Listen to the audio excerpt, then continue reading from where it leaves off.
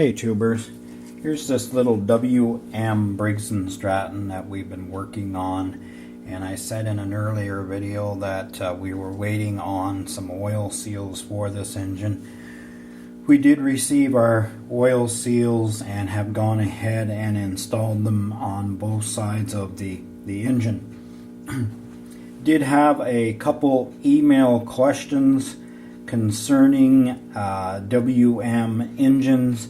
The first question is timing marks on the crankshaft.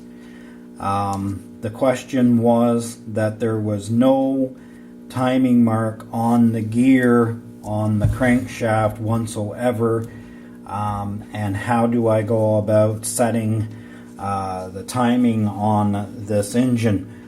This WM does have a mark on the cam gear, and I know you can't see it very well, but there is a small dot, and I've gone ahead and installed the camshaft and lifters as well as the valves already in the engine.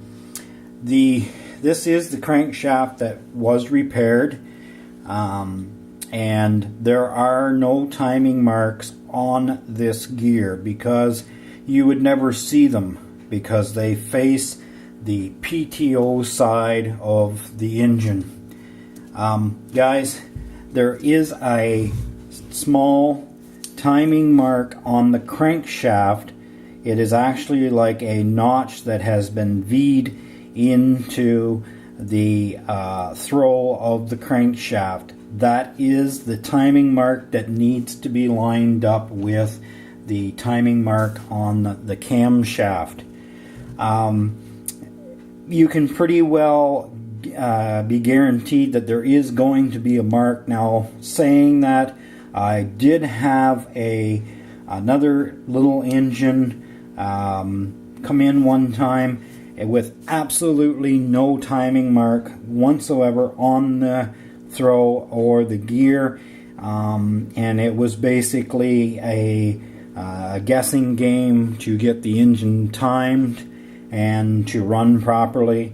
We did succeed in getting it going for the gentleman, and it is still in service. One thing you have to remember with these little engines is you can pretty well guarantee when the crankshaft goes in that your throw for your rod, remember guys, the throw for the rod is going to be in the highest position towards the bottom of the cylinder as possible. Remember, when you slide the piston in and the timing marks are lined up, that your piston is going to be flush with the cylinder head surface, which is top dead center. That is a pretty good indication. You can be out either way, one or two teeth, but it'll give you a pretty good reference as to where this mark will be on the crankshaft. I hope that I've answered that question that was emailed to me, and if you have any further questions about that, please get back to me. Another question was that somebody had purchased a connecting rod and piston assembly off on eBay, and that they were having a hard time figuring out which direction the piston and the rod was to go inside the block. Most of these pistons out of these engines will have an X on the wrist pin journal.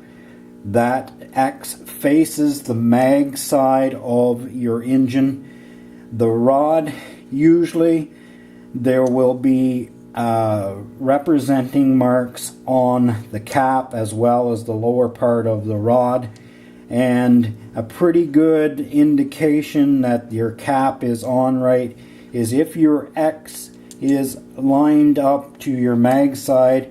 This little throw on the bottom of the rod will throw oil in the direction of the camshaft.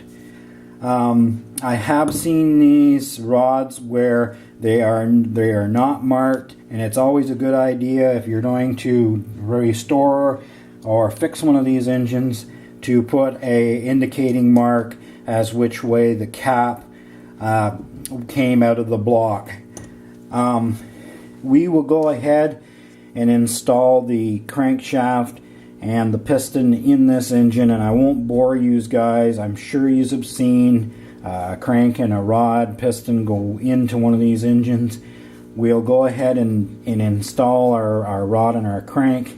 If there's any further questions, please give me a comment or drop me an email, and I will answer them for you. And we'll get this engine assembled.